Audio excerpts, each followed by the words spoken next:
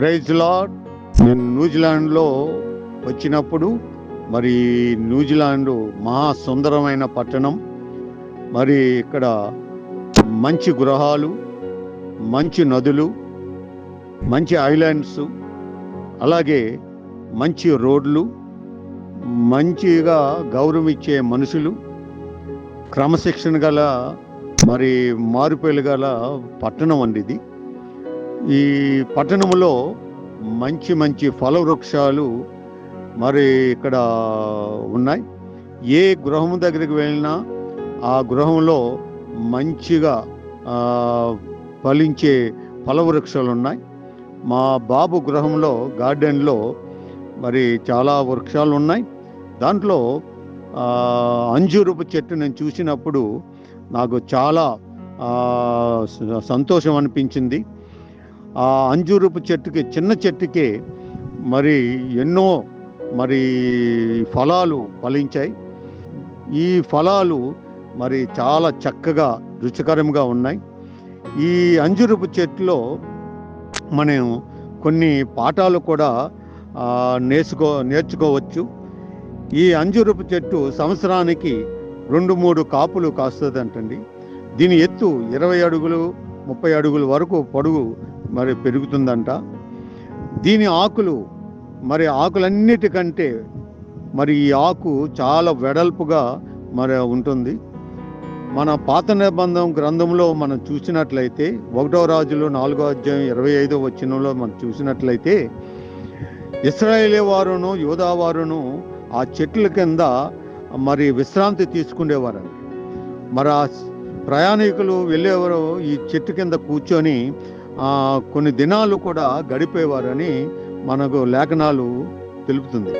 కాబట్టి దేవుని బిడ్డలారా, ఈ అంజూరపు చెట్టులో మనం ఒక 3 ఉపమానాలు మనం నేర్చుకుందాం. పాత నిబంధన నుంచి అలాగే కొత్త నిబంధన నుంచి కొన్ని పాఠాలు మరి నేర్చుకుందాం. ఆదికాండం 3వ అధ్యాయం 7వ వచనం, యెషయా గ్రంథం 38వ అధ్యాయం 21వ వచనం, న్యాయాధిపతుల గ్రంథం 9వ అధ్యాయం 10-11 వచనాలు మనం చదివినట్లయితే మన పితరులైన ఆదాము అవ్వ దిగంబరులుగా ఉండినప్పుడు ఈ అంజూరపు ఆకులే కచ్చడములు చేసుకొని మరి ఉండేవారు. దిగంబరత్వాన్ని సాతానుడు తీస్తే దిగంబరత్వాన్ని కప్పేదిగా దేవుడు మనకి ఒక ఉదాహరణగా ఈ అంజూరపు చెట్టుని ఉంచాడండి. కాబట్టి దేవుని బిడ్డలారా, ఈ అంజూరపు చెట్టు ఆకులు మనం ఇతరులకి దిగంబరత్వాన్ని ఎలాగా మన కప్పాలో అనేది మనం ఈ సమయం నేర్చుకోవాలి. ఇతరులు చేసే తప్పులు కానీ, ఇతరులు చేసే దోషాలు కానీ, ఇతరులు చేసే ఏ చెడు పనులు కానీ మనం పబ్లిక్ కానీ ఇతరులకు కానీ చెప్పకుండా ఉండడానికి మనం దిగంబరత్వాన్ని కప్పేవారుగా మనం ఉండేగాల. కానీ అంజూరపు చెట్టులాగా సాతానులాగా దిగంబరత్వాన్ని ఓపెన్ చేసి మరి అనేక మందికి వారి తప్పుల్ని మనం చెప్పేవారుగా కాకుండా ఉండేటట్లుగా మనం ఈ చెట్టు ఒక గుణపాఠాన్ని మనకు నేర్పిస్తుందండి దేవుని బిడ్డలారా. అలాగే రెండోదిగా ఏంటంటే ఆ గుణం ఏంటంటే యెషయా గ్రంథం 38వ అధ్యాయం మరి హిజ్కియా మరణకరమైన రోగం వచ్చినప్పుడు ఈ అంజూరపు తాలూకా ఆకులు ముద్దగా చేసి ఆ గాయాలని శుద్ధీకరించడానికండి, మలినమైపోయిన గాయాన్ని మరలా శుద్ధీకరించే గుణము ఈ అంజూరపు ఆకు పొందండి. అందుగుంచే యేసు రక్తము ప్రతి పాపము నుండి మనల్ని కడిగివేయమండి. కాబట్టి మనం ఇతరుల యొక్క పాపాలు కానీ ఇతరుల యొక్క తాలూకా గాయాల్ని మాట ద్వారా కానీ మరి మన తలంపులు కానీ ఆలోచనల ద్వారా కానీ వారి మీద మనం రుద్దకుండా, వారి మీద మనం చెప్పకుండా, మాట ద్వారా గాయపరచకుండా మనం ఏం చేయాలంటే దేవుని వాక్యం ద్వారాగా, మంచి మాటల ద్వారాగా వారి హృదయాన్ని మరి చక్కగా కప్పేవారు గాను, మరి మంచిగా ఉంచేవారు కానీ, గాయాలు మానిపేవారుగా ఉండాలని ఈ రెండో ఆ అంజూరపు తాలూకా మనకి పాఠం నేర్పిస్తుందండి. మూడవదిగా న్యాయాధిపతుల గ్రంథం మరి 9వ అధ్యాయం 6వ వచనంలో ఏమి రాయబడి ఉందంటే, అంజూరపు చెట్టు దగ్గరకు వచ్చి చెట్లన్నీ వచ్చి మీరు మాకు రాజుగా ఉండాలి అని అనేటప్పుడు అంజూరపు చెట్టు చెప్పిన ఆ మాట ఏంటంటే, దేవుని మందిరములో మాధుర్యాన్ని మంచి ఫలములు ఇవ్వకుండా మీ మీద రాజుగా ఉండి అటు ఇటు తిరుగుటకు నేను రావలెనా అని అంటుందండి. కాబట్టి దేవుని బిడ్డలారా, దేవుని సన్నిధానం వదిలి, దేవుని సువార్త విని, దేవుని సువార్త వదిలి మరి లోకం వైపు వరకు లోకం తట్టు వైపు, లోకాసుల వైపు మనం తిరిగినట్లయితే మనం శాపగ్రస్తములుగా ఉంటామని మరలా ఈ అంజూరపు చెట్టు తాలూకా 3వ ఉపమానము మనకు తెలుస్తుందండి. మరి యేసు ప్రభు కొండపై ఉన్నప్పుడు 40 దినాలు ఉపవాసం ఉండేటప్పుడు లోకరాజ్యాలన్నీ కూడా చూపెట్టి, మరి నీవు గాని నాకు కాళ్ళు గాని మొక్కునట్లయితే ఈ లోకరాజ్యాలన్నీ కూడా ఇచ్చేస్తాను అని చెప్పాడండి. కాబట్టి అప్పుడు యేసు ప్రభు సాతానా వెనక పొమ్మని అని చెప్పాడు. కాబట్టి దేవుని బిడ్డలారా, మనం అలాగా ఉండాలి కానీ అంజూరపు చెట్టు చెట్టు ఉపమానంలాగా చెట్టులాగా ఆ విధంగా నచ్చినట్లయితే మనకు దేవుడు చక్కగా దేవుడు దీవిస్తాడు. దేవుని బిడ్డలారా, మరి కొత్త నిబంధనలో అయినట్లయితే మరి యేసు ప్రభు కూడా 3 ఉపమానాలు ఈ అంజూరపు చెట్టు గురించి చెప్పాడు. మత్తయి సువార్త 21వ అధ్యాయం 19, 20 వచనాలు చదివినట్లయితే, మత్తయి సువార్త 24వ అధ్యాయం 32, 33 వచనాలు చదివినట్లయితే, లూకా సువార్త 13వ అధ్యాయం 6, 9 వచనాలు చదివినట్లయితే, ఈ అంజూరపు చెట్టు త్రోవ పక్కన ఉందండి.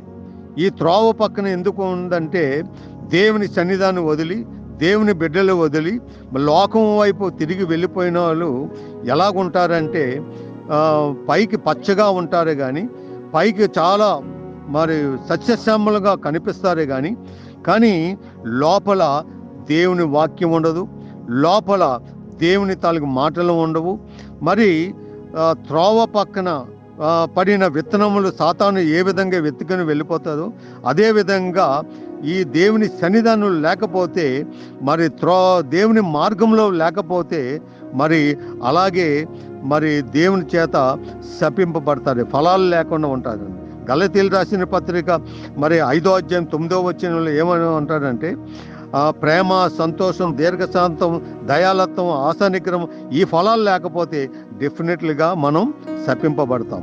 కాబట్టి దేవుని బిడ్డలారా, త్రోవ పక్కన ఉన్న చెట్టుకి ఏ విధంగా దేవుడు శపించాడో మన జీవితంలో అలాంటి శపింపబడకుండా ఉండాలంటే దేవుని మార్గంలో చక్కగా దేవుని త్రోవలో నడవాలి. రెండోదిగా ఈ లూకా సువార్త 13వ అధ్యాయం 6వ వచనం చదివినట్లయితే, ద్రాక్ష తోటలో అంజూరపు చెట్టు నాటినట్లుగా మనము కూడా నాటబడాలి. కాబట్టి దేవుని సన్నిధాన సంఘములో మనము కూడా దేవుని వాక్యము కలిగి, ప్రార్థన కలిగి, సువార్త కలిగి, అలాగే అనేక మందికి దేవునికి సువార్త ప్రకటించి చక్కగా మనం దేవుని సన్నిధానంలో ఎదిగినట్లయితే, బండ మీద సంఘం కట్టే ఉండేవారుగా మనం ఉన్నట్లయితే, దేవుని సన్నిధానంలో బిడ్డలు ఎలా మెలగాలో ఉన్నట్లయితే, దానికి చక్కని ఎరువు వేసి, చక్కని పాటలు పాడి, చక్కని ఆరాధన చేసినట్లయితే చక్కగా దేవుడు మనల్ని కాసేవారిగా ఉంటాం. లేకపోతే 70-80 సంవత్సరాలు మనం దేవుని సన్నిధానంలో ఉండి దేవుని పేరు పెట్టుకొని క్రైస్తవులుగా అలాగే ఉన్నట్లయితే మనం నరక వేయబడతాం. కాబట్టి దేవుని బిడ్డలారా, ఈ త్రోవ పక్కన ఉండి దేవుని మార్గంలో నడవకుండా దేవుని సన్నిధానంలో ఉండి 70-80 సంవత్సరాలు అలాగే ఉండి దేవుని పని చేయకుండా ఉన్నట్లయితే, 1 శపింపబడతాం, 2 నరక వేయబడతాం. అందుగురించే మూడవదిగా ఏం చెప్తున్నాడంటే, మత్తయి సువార్త 24వ అధ్యాయం 32-33 వచనంలో రాయబడి ఏమిటంటే, అంజూరపు చెట్టు ఉపమానం చేసి నేర్చుకొనిడి. అంజూరపు చెట్టు ఏ విధంగా శపింపబడిందో, అంజూరపు చెట్టు ఏ విధంగా నరకబడిందో, అలాగే వసంతకాలం వస్తుంది, అలాగే రాకడ సమయం వస్తుంది. అలా నరకబడకుండా, అలా శపింపబడకుండా జాగ్రత్త పడమని ఒక హెచ్చరిక చేశాడు. కాబట్టి దేవుని బిడ్డలారా, పాత నిబంధనలో 3 ఉపమానాలు చక్కగా మనకి ఇచ్చాడు. అలాగే ఏ విధంగా అంజూరపు చెట్టు గురించి యేసుక్రీస్తు 2025 సంవత్సరాల క్రితం భూలోకం మీద వచ్చి అంజూరపు చెట్టు ఏ విధంగా దేవుని మాట వినకుండా త్రోవ పక్క వెళ్ళిపోయిందో, బయటికి వెళ్ళిపోయిందో, శపింపబడిందో, నరకబడిందో, అలా రాకుండా మరలా 2వ రాకడలో నేను వస్తున్నాను. ఆ రాకడలో ఎవడి పేరైనా జీవగ్రంథంలో రాకపోతే వారి మండుచున్న అగ్ని కందకములో, గుండములో వేయబడుతని హెచ్చరిక చేశారు. ఇది జాగ్రత్తగా విని అంజూరపు చెట్టున ఒక మంచి పాఠాలు మనకు నేర్పించాడు.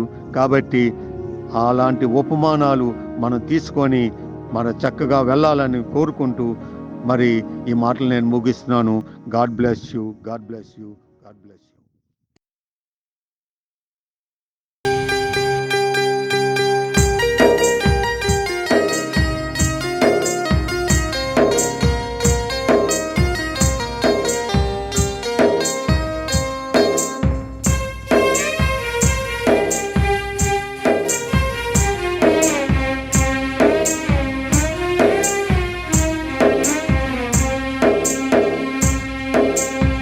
అంజూరపు చెట్ట,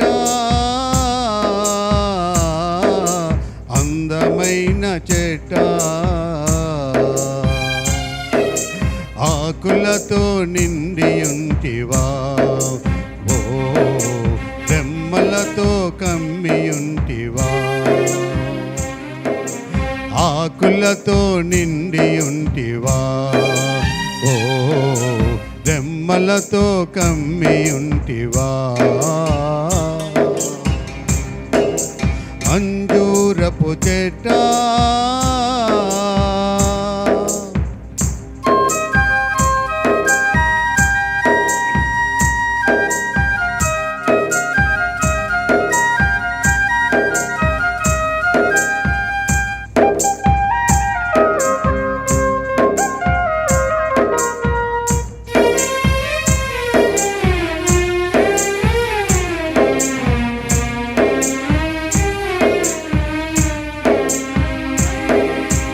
యజమాని నిన్ను చూడ ఆశతో వచ్చెని, వెదకి వెదకి చూసినా లేవాయ ఫలములు,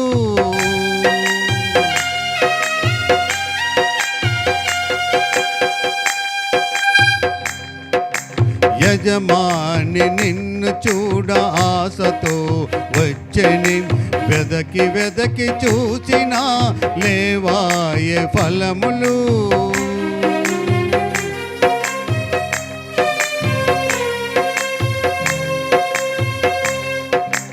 కాపెందుకు కాయలేదు చెట్ట,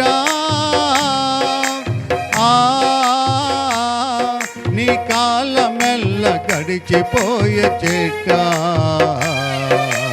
కాపెందుకు కాయలేదు చెట్ట, నీ కాలమెల్ల గడిచిపోయే చెట్ట, అంజూరపు చెట్ట, అందమైన చెట్ట, ఆకులతో నిండి ఉంటివా, ఓ రెమ్మలతో కమ్మి ఉంటివా, ఆకులతో నిండి ఉంటివా, ఓ రెమ్మలతో కమ్మి ఉంటివా.